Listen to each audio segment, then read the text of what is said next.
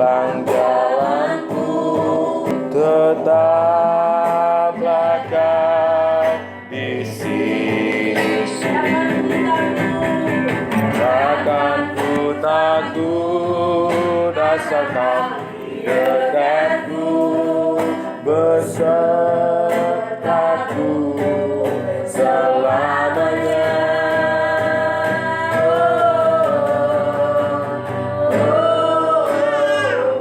Mari jemaat Tuhan, kita bangkit berdiri. Kita sambut Bagi kakiku terang bagi jalan. dari awal firman-Mu. Haleluya. Firman-Mu pelita bagi kakiku, terang bagi jalan.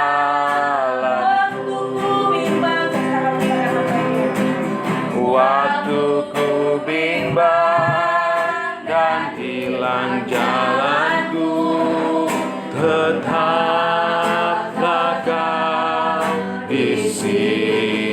Amin, haleluya. Dan takkan ku takut asal kau di dekatku, besertamu selamanya.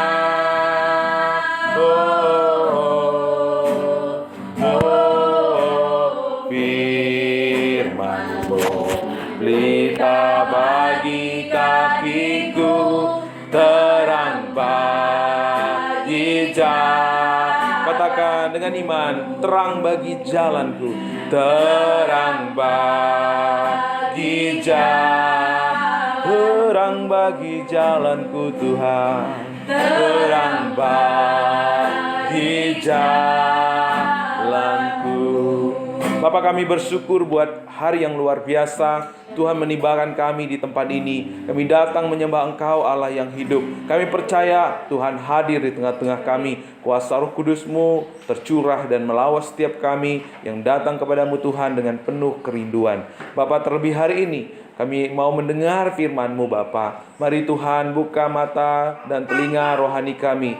Biar firman-Mu mengambil tempat yang terbaik dalam setiap hati sanubari kami, dan menjadi bagian kekal yang tidak pernah bisa diambil oleh apapun dari dunia ini. Biarlah kuasa Roh Kudus memateraikan bahkan hamba-Mu yang berkata-kata ya Bapa, dalam pengurapan dan kendali Roh Kudus-Mu. Semua yang hamba-Mu sampaikan berasal dari hati Tuhan, dan kami yang mendengar dipulihkan, diubahkan, disembuhkan, dan diberkati. Terima kasih Bapa, kami mengucap syukur dan kami siap mendengar firman-Mu. Dalam nama Yesus kami berdoa. Haleluya. Amin. Ya, silakan duduk Bapak Ibu semuanya. Ya, senang bisa ada di tengah-tengah Bapak Ibu Saudara di tempat ini. Ya, dalam rangka tukar mimbar BPD Jabatara. Ini kali yang pertama saya ke Purwakarta ya. Sering salah ya, Purwakarta. Ya, sering salah, tapi baru pertama ya. Ini adalah pertama kali saya tiba di Purwakarta. Ya. Purwakarta. Ya, bukan Purwo ya. Ya. Salam kenal, saya adalah Pendeta Kasta Sitepu dari Gereja Baptis Pabaton. Kami sudah melayani di Pabaton 2 tahun. Dan istri saya ada bersama saya, dan juga kedua anak kami, Joyla dan Elogia. Ya, saya senang sekali dengan semangat ya Bapak, Ibu, Saudara di tempat ini dalam memuji Tuhan, dalam beribadah kepada Tuhan. Karena situasi, kondisi, jumlah ya tidak mempengaruhi sukacita kita untuk datang kepada Tuhan. Amin ya. Nah, hari ini kita belajar bersama-sama dari Kisah Rasul. Nah, ya ini mengenai visinya Tuhan, ya bagaimana penginjilan Tuhan kerjakan lewat jemaatnya, lewat komunitas orang percaya. Nah, kita akan membaca ayat yang ke-32 sampai yang ke-35 ya. Saya akan baca ayat 32, Bapak Ibu semua baca ayat 33, nanti sampai ayat yang 35 seterusnya ya. Baik, untuk menghormati firman Tuhan, kita bangkit berdiri ya. Kisah Rasul 4 ayat 32 sampai 35. Kita baca dengan penuh semangat, dengan penuh kerinduan. Saya baca 32, Bapak Ibu akan baca 33. Adapun kumpulan orang yang telah percaya itu, mereka sehati dan sejiwa, dan tidak seorang pun yang berkata bahwa sesuatu dari kepunyaannya adalah miliknya sendiri, tetapi segala sesuatu adalah kepunyaan mereka bersama. Dan dengan kuasa yang besar, rasul-rasul memberi kesaksian tentang kebangkitan Tuhan Yesus, dan mereka semuanya hidup dalam kasih karunia yang berlimpah-limpah. Sebab tidak ada seorang pun yang berkekurangan di antara mereka, karena semua orang yang mempunyai tanah atau hasil penjualan itu mereka bawa. Dan mereka letakkan di depan kaki rasul-rasul, lalu dibagikan kepada setiap orang sesuai dengan keperluannya. Amin. Nah, silakan duduk Bapak Ibu Saudara. Nah, yang namanya murni itu biasanya dicari orang ya Pak. Benar nggak? Air murni, ya kan? Emas murni, apalagi. Pokoknya yang murni-murni itu biasanya dicari orang, dibutuhkan orang, dan sangat menarik karena memang dibutuhkan, karena memang menawan hati dan lain sebagainya. Ya, nggak tahu di Purwa ya, nggak tahu di Purwa ya, airnya bersih atau ini air tanah atau air pam ya? Sebagian tanah, sebagian. Iya, kalau air tanahnya bersih ya Bu, bersih ya, puji Tuhan ya. Saya pernah itu pelayanan di Jambi, itu airnya besi, zat besinya tinggi. Itu kalau kamar mandi semuanya kotor banget. Kalau kita mandi tuh badan kita masih terasa licin. Nah, karena itu pada waktu di sana itu air itu berharga sekali. Tapi beda di kampung saya. Ibu dari Medan juga ya, Bu? Nah, saya dari Medan juga. Di kampung itu saya ada sungai yang airnya jernih sekali. Jadi karena saking banyaknya air, itu air banyak kebuang-buang. Nggak dihiraukan gitu. Mengalir begitu saja karena ada sumber mata air gitu kan. Nah, tetapi di Jambi itu wah berharga sekali.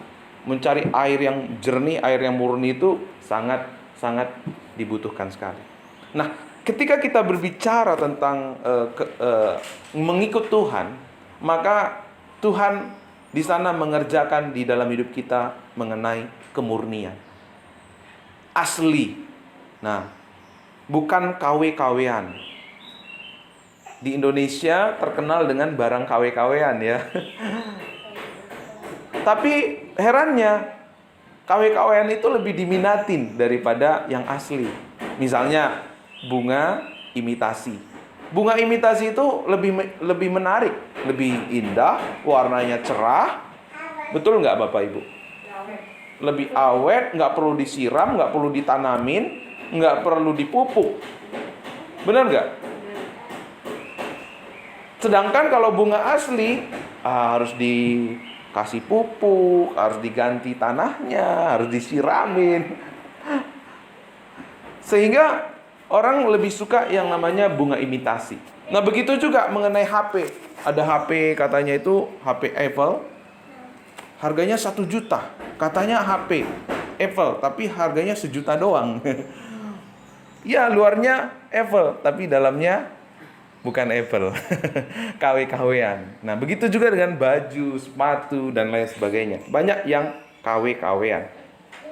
Nah, kalau kita bicara tentang iman, ya, kalau kita bicara tentang iman, banyak juga iman yang KW-KW-an. Banyak juga iman yang palsu. Banyak iman yang imitasi. Karena itu, kalau imannya imitasi, kalau imannya KW-KW-an, maka imannya tidak punya kuasa. Maka imannya tidak punya daya tarik. Maka imannya itu ya sama seperti bunga. Bunga itu nggak perlu disiram memang. Bunga imitasi itu nggak perlu disiram, nggak perlu dipupukin. Tetapi pertanyaannya, pernah nggak bunga imitasi itu bertumbuh? Pernah nggak bunga imitasi itu berakar dan bertambah kuat? Pernahkah bunga imitasi itu bertumbuh dan bertambah besar? Pernahkah bunga imitasi itu berbuah? Pasti jawabannya nggak pernah. Nah, begitu juga Bapak Ibu dengan iman yang palsu. Iman yang imitasi. Iman yang KW-KWan. Nampaknya sudah lama menjadi orang Kristen. Nampaknya di Alkitab, di rumahnya itu ada salib yang besar gitu kan. Nah, ini kan kecil ya, tapi di rumah ada salib besar. Alkitabnya bertumpuk-tumpuk di lemari, tapi nggak pernah dibaca. Tetapi orang ini mengaku Kristen, mengaku percaya Yesus, dia juga beribadah, dia juga menjadi anggota gereja, bahkan dia melayani Tuhan. Bahkan mungkin dia seorang pendeta. Tetapi yang terjadi apa? Kok orang ini hari demi hari kok bertambah lemah? Kok orang ini kok imannya nggak bertumbuh? Kok nggak ada buah-buah yang dihasilkan? Nah, kenapa? Pertanyaannya apa? Alasannya apa? Kemungkinan besar iman orang ini adalah imitasi, palsu, tidak ada kemurnian di dalamnya. Kalau nggak ada kemurnian berarti tidak ada kuasa di dalamnya. Kalau nggak ada kuasa berarti apa? Dunia ini yang mengubah dia. Dia akan menjadi sama seperti dunia ini. Tapi saya mau katakan jemaat GBI B cabang Cibadak, GBI Jati Bening. Ya. TPB Purwakarta tidak dipanggil untuk memiliki iman yang KW-KWan. Tidak dipanggil untuk iman yang imitasi. Tidak dipanggil untuk iman yang palsu. Tetapi kita dipanggil untuk memiliki iman yang sesungguhnya. Iman yang murni. Iman yang tulus, ikhlas, dan murni di hadapan Tuhan. Kalau kita mempunyai iman yang tulus, ikhlas, dan murni, saya mau sampaikan Bapak Ibu, bahwa bukan kamu yang mengejar berkat. Bukan kamu yang mencari berkat, tetapi Tuhan akan mengutus berkat-berkatnya turun atas hidupmu. Amin. Apa yang tidak pernah dilihat mata, apa yang tidak pernah didengar telinga, apa yang tidak pernah dipikirkan oleh manusia, itu yang Tuhan sediakan buat setiap orang-orang yang hidup dalam iman yang murni, iman yang tulus, ikhlas, dan murni.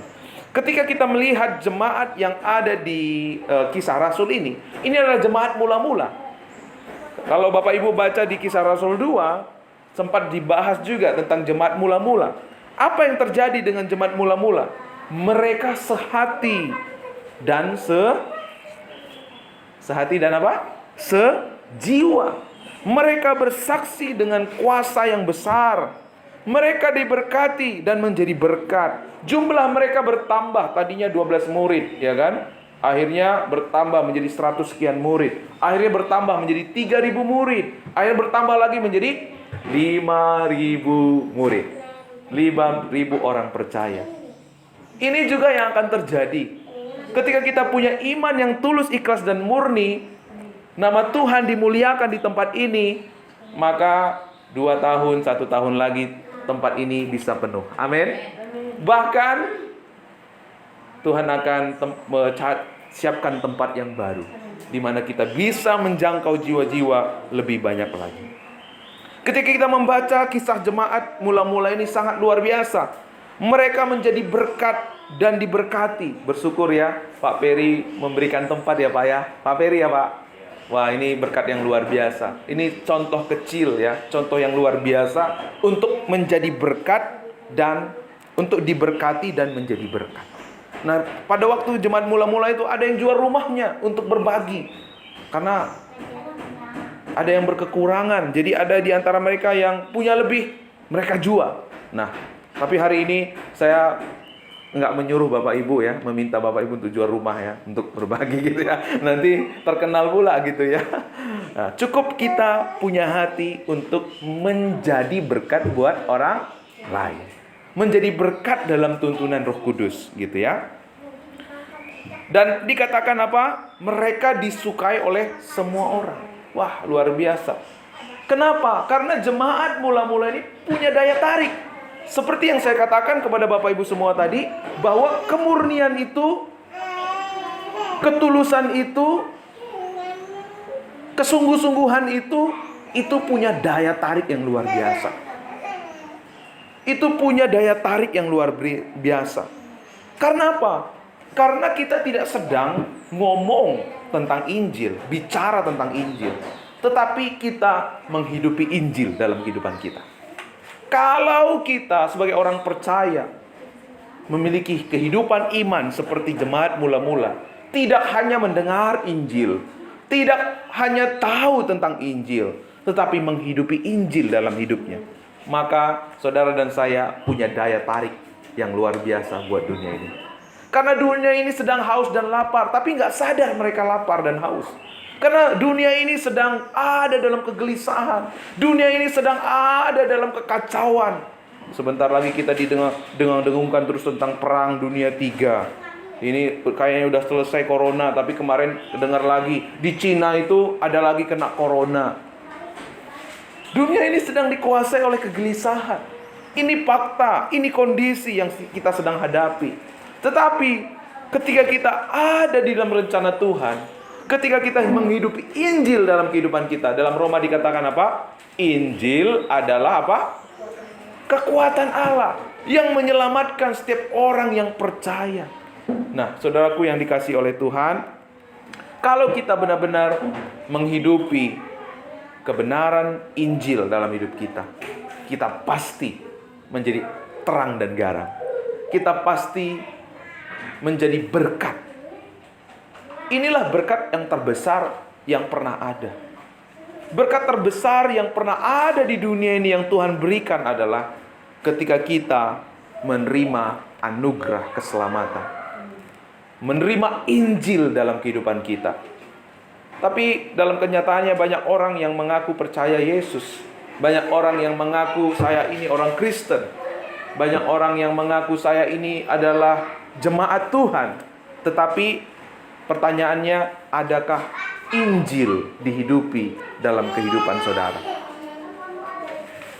Adakah Injil yang bekerja memimpin hidup kita?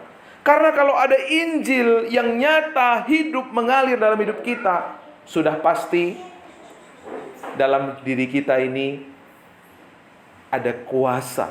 Dalam diri kita ini ada daya tarik. Ada Kristus yang bekerja. Ada Kristus yang menjadi Tuhan dalam hidup kita. Maka di sana banyak orang akan melihat dan memuliakan Bapa di surga. Orang-orang akan bertanya, orang-orang akan cari tahu, ya. Pak, siapa namanya, Pak? Sorry. Pak Anto, ya. Nah, orang-orang akan melihat Pak Anto. Kok Pak Anto sukacita terus ya? Kok damai sejahtera terus? Saya tahu dompet saya ini lebih tebal daripada dia. Saya tahu rumah saya lebih besar. Saya punya mobil 5. Pak Anto berapa mobilnya? Cuma 3. Tapi kok dia kayaknya lebih bahagia dari saya. Wah, itu kan daya tarik yang luar biasa. Benar nggak?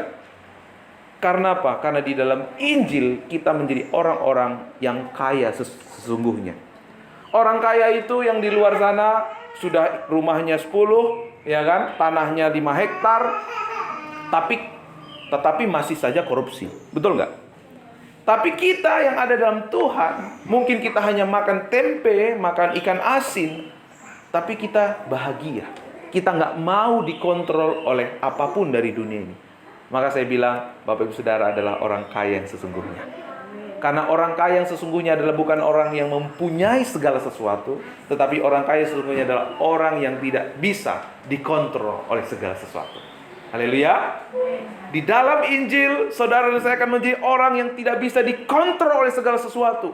Karena ada kuasa Injil yang bekerja dengan dahsyat dalam kehidupan kita.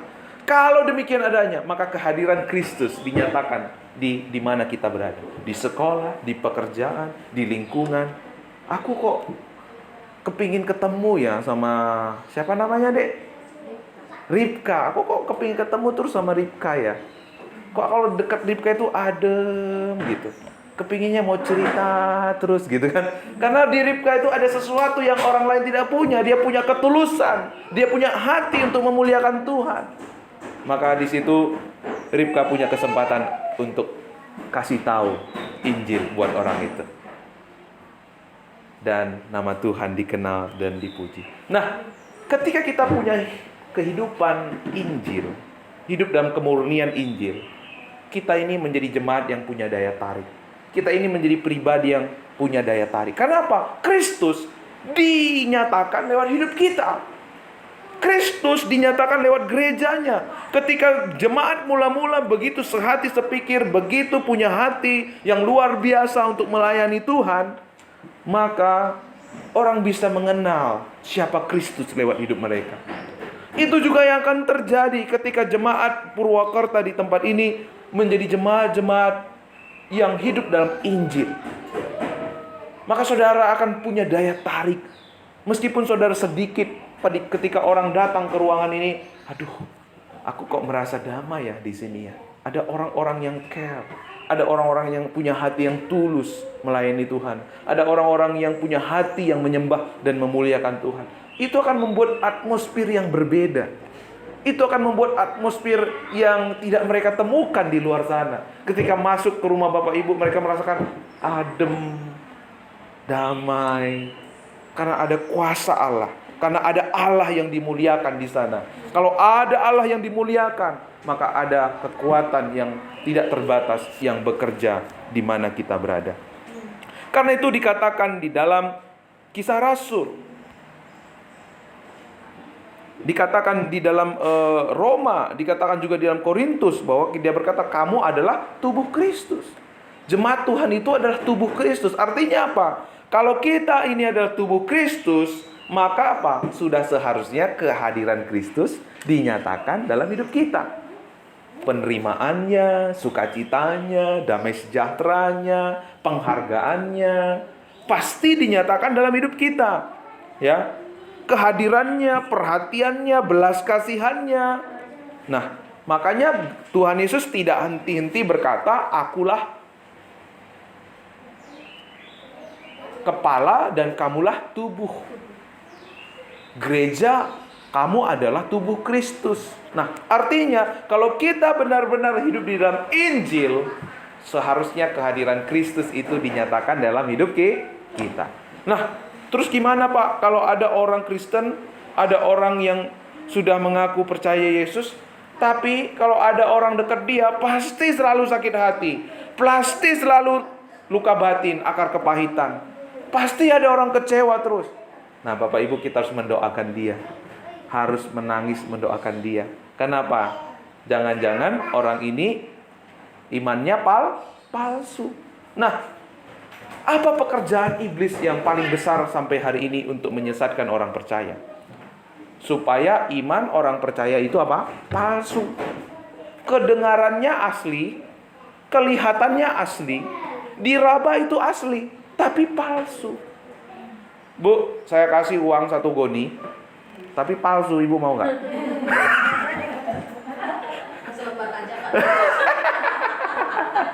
Benar. Betul Bu, saya setuju apa Ibu bilang ya. Selembar aja, yang penting asli. Karena bisa ditukar dengan sesuatu yang kita butuhkan. Nah begitu juga, kalau kita sudah menjadi orang Kristen sekian lama, sudah melayani Tuhan sekian lama, pada akhirnya semuanya itu ditolak sama Tuhan. Kenapa? Palsu. Di dalamnya nggak ada kemurnian. Dia berbuat baik hanya supaya orang lain berbuat baik sama dia. Dia datang kepada Tuhan supaya hanya untuk menjadi berkat buat dirinya sendiri. Pak, kan nggak apa-apa Pak, kita datang sama Tuhan untuk diberkati. Ya, memang setiap orang yang datang kepada Tuhan pasti diberkati, tapi itu bukan tujuan kita. Amin. Karena kalau kita hanya datang untuk Tuhan supaya diberkati, artinya apa? Kita sedang memanfaatkan Tuhan. Untuk kepentingan siapa? Kepentingan diri kita. Sesungguhnya siapa Tuhan? Dirinya sendiri. Nah, makanya kita mesti hati-hati dengan iman yang palsu. Karena di dalam iman yang palsu tidak ada kuasa. Di dalamnya ada kebohongan. Karena iblis bekerja sampai sekarang ini, bagaimana orang punya iman yang palsu. Dia pikir dia sudah sungguh-sungguh dalam Tuhan, tetapi dia sedang memanfaatkan Tuhan. Makanya orang Kristen, ya, kenapa banyak orang Kristen murtad? Kenapa banyak orang Kristen sama seperti dunia ini? Sebenarnya bukan murtad, karena dari awal dia memang belum memiliki iman yang benar di hadapan Tuhan. Kenapa? Yudas itu murtad, bukan.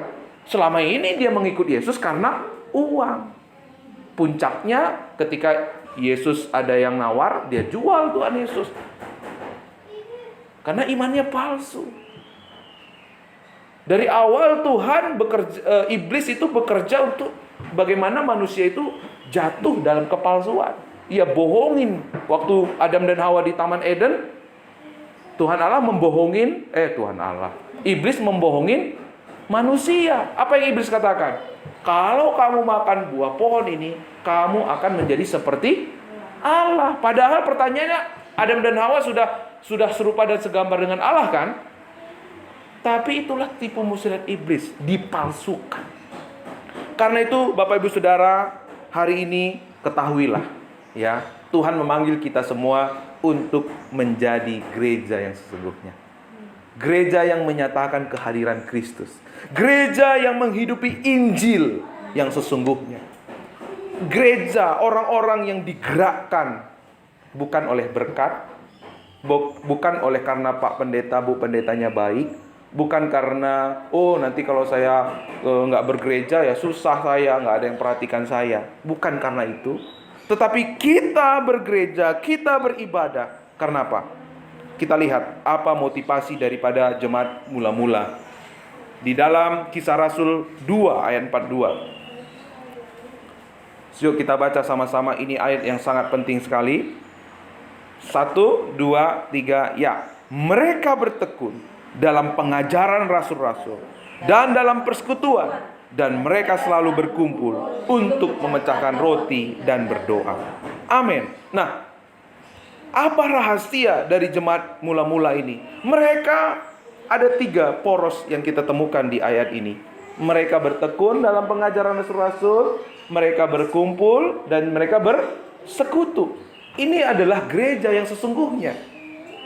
Ketika gereja yang sesungguhnya hidup dengan gaya hidup seperti ini, ya, maka mereka bertumbuh dalam kasih karunia yang berlimpah-limpah. Ayat yang ke-33 saya bacakan. Dan dengan kuasa yang besar rasul-rasul memberi kesaksian tentang kebangkitan Tuhan Yesus, dan mereka semua hidup dalam kasih karunia yang apa?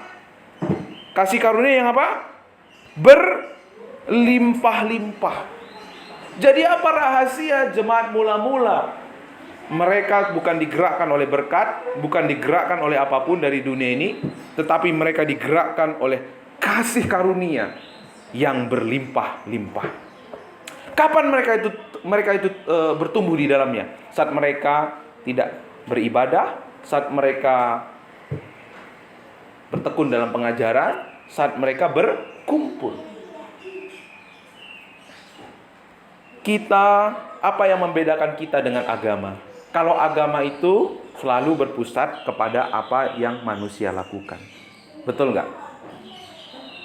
Kalau agama berkata, kenapa kamu beribadah? Ya kalau saya nggak ibadah nanti saya nggak diberkati. Gitu kan Pak ya? Kenapa kamu berpuasa? Supaya dosa saya diampuni. Itu agama. Tetapi ketika kita menerima Injil, Injil adalah satu-satunya kepercayaan yang berbeda. Karena Injil berkata bukan karena apa yang kamu lakukan, tetapi apa yang Kristus lakukan. Kristus sudah mati buatmu. Kristus sudah menganugerahkan apa yang tidak pernah engkau raih dengan kekuatanmu. Tuhan Yesus, Allah Bapa sudah mengerjakan apa yang tidak pernah engkau kerjakan. Allah Bapa sudah menyediakan apa yang tidak pernah engkau sediakan. Itulah yang Tuhan berikan buat kita dengan cuma-cuma. Itulah kasih karunia. Sehingga setiap orang yang menerima kasih karunia, pasti apa yang terjadi? Hatinya melimpah dengan syukur. Karena hatinya melimpah dengan syukur, maka dia menjadi orang yang bertekun dalam pengajaran. Lalu apa? Beribadah, bersekutu. Lalu mereka berkumpul untuk membangun komunitas orang percaya. Jadi, saudara-saudara yang dikasihi oleh Tuhan, ya, rahasia jemaat mula-mula itu adalah hidup melimpah dalam kasih karunia. Karena mereka punya kasih karunia yang berlimpah-limpah, dikatakan di ayat yang selanjutnya, mereka meletakkan segala sesuatu di bawah kaki rasul-rasul. Artinya mereka tunduk kepada pemimpin mereka. Artinya mereka mau melayani bukan karena apapun, tetapi karena kasih karunia yang Tuhan sudah kerjakan dalam hidupnya. Orang yang telah mengalami kasih karunia dalam hidupnya, dia akan berkata, Tuhan, bagaimana tidak Tuhan, saya tidak berbakti, saya tidak beribadah, saya tidak melayani Engkau. Sudah terlalu banyak kebaikan-Mu yang aku terima. Maka waktu kita melayani dengan cara demikian, di dalamnya ada ketulusan, ada keikhlasan, ada kemurnian. Amin. Waktu saudara dan saya hidup dalam kemurnian, firman Tuhan berjanji apa? Bukan kamu yang mengejar berkat, tapi aku yang mengutus berkat. Di dalamnya ada kebenaran.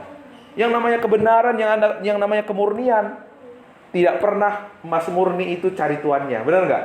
Ini aku Mas Murni, tolong dong ambil aku gitu kan. Pasti Mas Murni itu dicari orang. Betul nggak Pak? Dicari orang, dibutuhkan orang.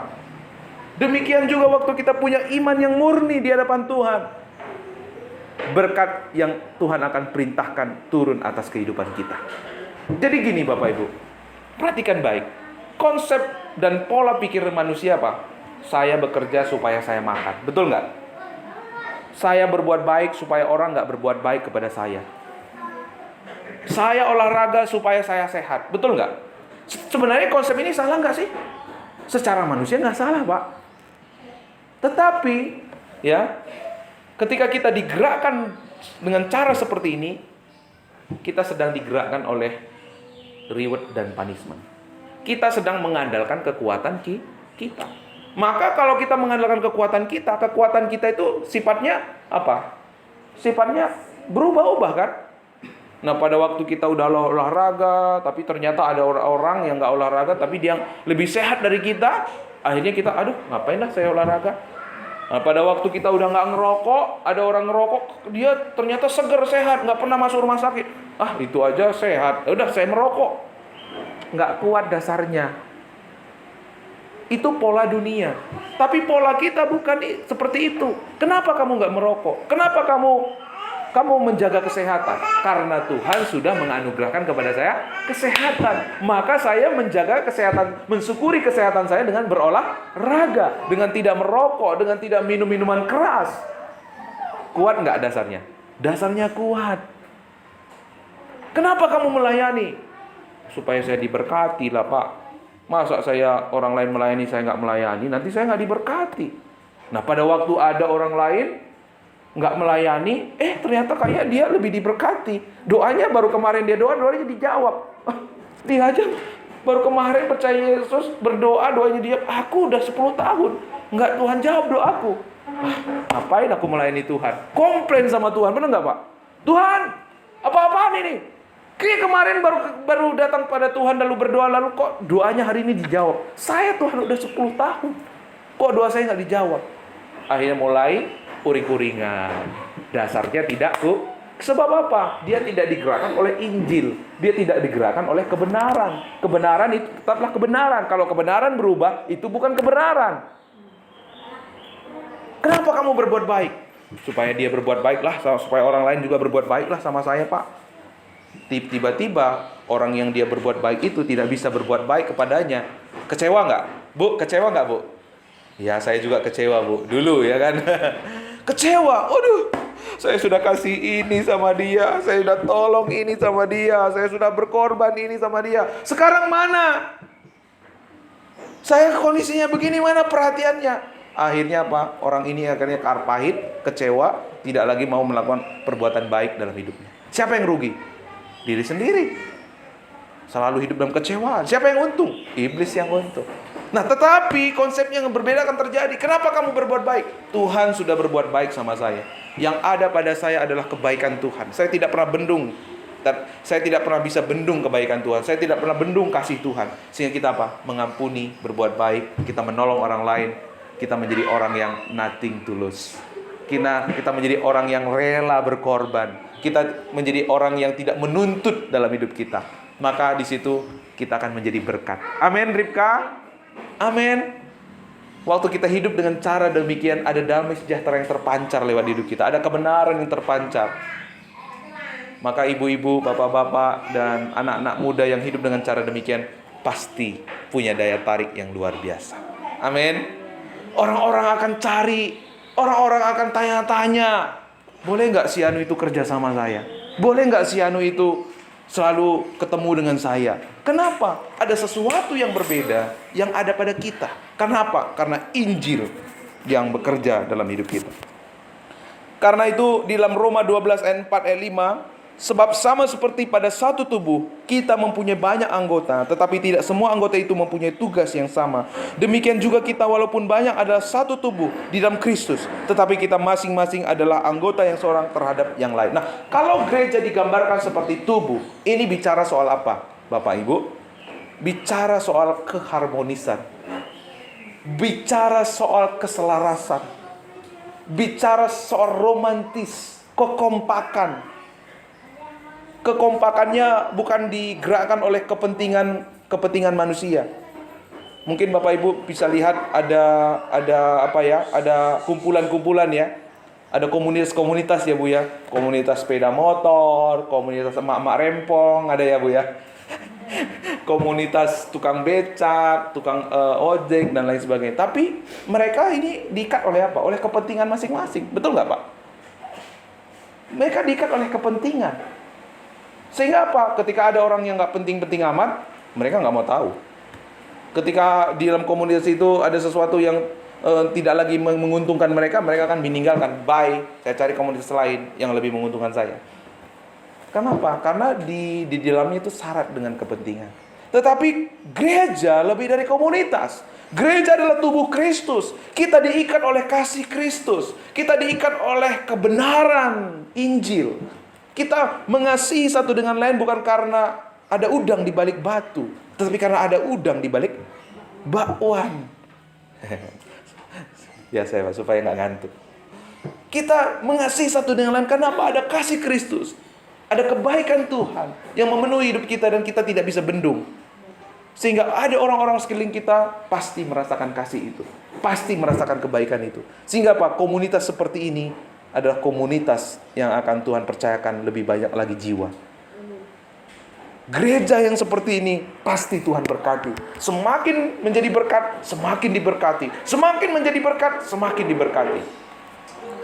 Tapi saya tidak berkata berkat di sini secara materi ya. Puji Tuhan ada berkat materi. Tetapi berkat yang utama itu ada damai sejahtera, ada sukacita yang tidak pernah bisa dikontrol, tidak bisa pernah diambil oleh apapun dari dunia ini.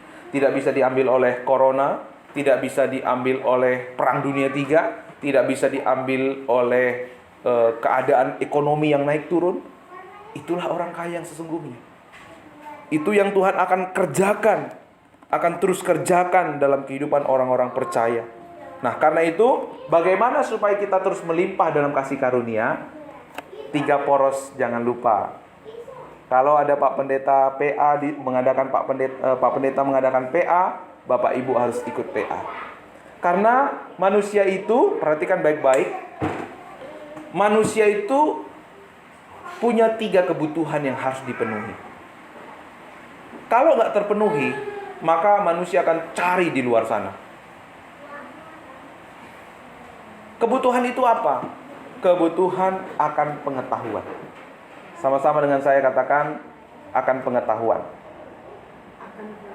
Ayo yang kompak dong. Aku udah berbuih-buih nih. Akan pengetahuan. PA, pengajaran, itu menyentuh pengetahuan kita. Lalu ada ibadah, seperti ini. Ibadah itu, tadi dikatakan persekutuan ya. Ibadah itu menyentuh apa? Kehendak. Yuk sama-sama, kehendak. Menyentuh kehendak. Lalu yang ketiga, ada komunitas. Komunitas itu beda dengan PA ya. Komunitas itu sharing kehidupan. Komunitas itu kelompok bertumbuh bersama. Sharing, bersaksi, pemuritan ada di sana. Nah, waktu kita ini ada di dalamnya, apa? Kebutuhan kita akan perasaan disentuh. Akan apa? Akan apa, Bapak Ibu? Perasaan. Nah, kalau Bapak haus, pasti Bapak mikir kan, oh iya, saya butuh air kelapa muda. Iya enggak? Akhirnya kita punya kehendak. Waktu kita punya kehendak, kita jalanin, kita cari kelapa muda, dapat kelapa muda, lalu kita minum kelapa muda. Akhirnya apa yang terjadi? Seger. Coba kalau nggak ikutin yang ketiga, Ibu, bisa nggak seger, Bu? Wah, kelapa muda. Oh, ya kelapa muda. Segar. Aku segar. Bisa nggak begitu, Bu? Nggak bisa. Nah, karena itu, Bapak Ibu Saudara, gereja yang sesungguhnya itu adalah gereja yang diproses dalam 3 poros. Kalau nggak demikian, hati-hati ya. Bisa-bisa menjadi gereja yang palsu. Ibu siapa namanya, Bu? Ibu, iya. Bu Ana pernah buat bolu, Bu. Tapi Ibu pernah nggak buat roti bolu tapi caranya pisang goreng? Nggak bisa ya, Bu ya? Karena apa? Kalau caranya tujuannya buat kue bolu tapi caranya pisang goreng, kayaknya sampai Perang Dunia Ketiga nggak jadi ya, Bu ya? Nggak jadi bolu. Kenapa? Bisa-bisa jadinya donat ya kan? Donat goreng gitu kan. Nah, begitu juga. Kalau prosesnya benar, maka hasilnya juga benar. Apa proses gereja, Pak? Proses gereja itu ada 3 poros. PA, ibadah, dan komunitas. Ayo bangun komunitas. Di sini sudah ada komunitas, Bu? Ayo, Bu. Masih ya? Masih proses ya, Bu? Nggak apa-apa ya. Di gereja kami juga ini perjuangan yang luar biasa. Karena orang udah biasa, Bu ya. Ke gereja itu datang, duduk, diam, pulang. Begitu. Akhirnya apa? Dia nggak pernah mengalami kelimpahan kasih karunia dalam hidupnya. Imannya tetap kerdil. Ya, karena memang apa? Bisa-bisa imitasi imannya. Palsu. Kasihan nggak? Dia udah memberi persembahan, dia sudah melayani Tuhan. Pada akhirnya apa? Tuhan tolak. Kan banyak begitu kan? Zaman Yesaya, orang-orang menyembah Tuhan, memberi persembahan, dikatakan, Pak, membawa lembutan persembahanmu yang banyak-banyak. Tidak hanya banyak, Pak. Mungkin kita belum memberikan persembahan yang banyak ya. Tetapi dikatakan di dalam Yesaya itu dan zaman Amos, orang-orang memberi persembahan kepada Tuhan tuh yang banyak-banyak. Tapi Tuhan bilang apa? Aku jijik dengan persembahanmu yang banyak-banyak itu. Kenapa? Di dalamnya itu ada kepalsuan. Apapun yang kita kerjakan dengan kepalsuan, semuanya sia-sia. Suami istri, kalau selama ini cintanya hanya sekedar karena istrinya cantik, pada waktu istrinya nggak cantik lagi, bye, udah keriput, gitu kan. Begitu juga ibu-ibu, waktu dia selama ini menikah dengan suaminya, tapi ia menikah bukan karena didasari dengan cinta yang tulus, tetapi karena uang, dia mencintai uangnya. Pada waktu uangnya nggak ada lagi, abangku sayang, sekarang aku tendang. Tapi luar biasa ya, ibu-ibu di sini nggak ya, bapak-bapak di sini nggak ya, punya cinta yang tulus, cinta yang murni kepada pasangannya. Amin. Nah, waktu kita hidup dalam kemurnian, berkat-berkat Abraham, berkat-berkat Yakub, itu dinyatakan dalam hidup kita. Itu yang membawa kehidupan kita untuk menggenapi setiap rencana Tuhan yang indah. Di dalam Roma 5 ayat 17 berkata, ya, kelimpahan kasih karunia dan anugerah kebenaran akan menjadikan setiap orang di dalamnya hidup dan berkuasa. Artinya apa?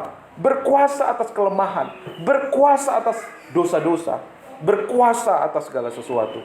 Kita bukan menjadi orang yang dikontrol oleh segala sesuatu. Kita menjadi orang yang tidak pernah bisa diubah oleh apapun dari dunia ini. Sehingga kita menggenapi firman Tuhan yang berkata apa? Janganlah serupa dengan dunia ini. Kita akan menjadi orang yang berbeda, menjadi terang dan garam. Kemanapun kita memancarkan kemuliaan Tuhan, kemanapun kita membawa sukacita, kemanapun kita membawa damai. Waktu orang menikmati damai dan sukacita, itu akan membuat mereka terkesan dan bertanya, Pak, kok bisa Pak hidup Bapak seperti itu Pak? Apa sih rahasianya Pak? Kamu mau tahu? Kesempatan kita Pak untuk memberitakan Injil. Dia dengar Injil dari hidup kita. Dan itu lebih bagus daripada sekedar kita berkoar-koar ya. Kalau kita lihat di YouTube itu berkoar-koar di pinggir jalan, percaya. Tapi orang belum melihat kehidupannya. Tapi ketika orang lihat kehidupan kita, lalu orang bertanya dan mendengar apa yang kita alami tentang Yesus, itu bukan pengetahuan, Itu bukan sekedar pengetahuan, tetapi kehidupan. Apa yang kita bagikan, kehidupan yang kita bagikan kepada orang lain akan juga menjadi kehidupan buat mereka yang menerimanya. Amin. Karena semua yang kita lakukan itu kita lakukan di dalam Injil. Karena itu jangan lupa ya untuk terus bertekun dalam pengajaran rasul-rasul, atau artinya dalam PA, bertekun dalam ibadah, bertekun dalam apa? Komunitas ya. Nah, di dalam Ibrani 10 ayat 25, ayat yang terakhir ya. Janganlah kita menjauhkan diri dari pertemuan-pertemuan ibadah kita, seperti dibiasakan oleh beberapa orang, tetapi marilah kita saling menasihati dan semakin giat melakukannya menjelang hari Tuhan yang mendekati. Amin. Nah, saudaraku yang dikasihi Tuhan, jangan menjauhkan diri dari pertemuan-pertemuan ibadah, PA, ibadah raya, lalu apa? Komunitas. Lewat itu kita akan terus bertumbuh dalam kasih karunia Tuhan. Kita akan terus Tuhan proses, Tuhan bentuk, menyatakan kehadirannya, menyatakan kasihnya, menyatakan kebaikannya, menyatakan kemurahannya dalam hidup kita, sehingga banyak orang akan melihat Tuhan lewat hidup kita, melihat Tuhan lewat perkataan kita, melihat Tuhan lewat keluarga kita. Mereka bertemu dengan Tuhan ketika kita menjadi kesaksian buat mereka. Ada pancaran kemuliaan yang akan menarik banyak jiwa lewat kehidupan kita. Kalau begitu adanya, berarti kita adalah orang-orang percaya yang senantiasa memuliakan Tuhan. Kita punya kehidupan yang penuh arti. Kita memiliki kehidupan yang berdampak dimanapun kita berada. Kita akan menjadi berkat, kita akan menjadi kesaksian, kita akan menerangi, kita akan menjadi menggarami sekeliling kita. Kita tidak pernah menjadi orang yang diubah, tetapi kita menjadi orang yang berubah. Kalau ada tetangga kita yang cerewet, kita tidak ikut-ikutan cerewet. Kita justru membuat dia menjadi orang yang lepas dari ikatan cerewetnya. Kalau ada orang tetangga kita yang mencuri, lewat kita mereka menjadi orang yang baik, karena mereka belajar dari kita. Karena Tuhan menjamah mereka lewat kehidupan kita, lewat kesaksian kita, sehingga nama Tuhan dipermuliakan. Amin. Milikilah cinta yang tulus, milikilah iman yang tulus. Karena apa? Iman yang murni itu di dalamnya ada kuasa. Kalau iman kita murni, maka iman kita tidak akan pudar. Kalau iman kita murni, maka iman kita akan memberi dampak, memberi pengaruh yang baik buat anak-anak, buat istri, buat suami, bahkan buat lingkungan kita. Dan lewat kita akan melihat rencangan Allah digenapi. Berkat-berkat Allah nyata di hidup kita. Apa yang tidak pernah kita pikirkan, apa yang tidak pernah kita lihat, apa yang kita tidak pernah dengar, itu yang Tuhan sediakan dalam hidupmu. Amin. Mari kita berdoa. Tuhan, kami bersyukur buat hari ini. Hamba-Mu sudah selesai Tuhan berkata-kata. Biarlah Roh Kudus-Mu memateraikan firman-Mu Tuhan di hati kami Tuhan. Engkau yang meneguhkan setiap firman yang sudah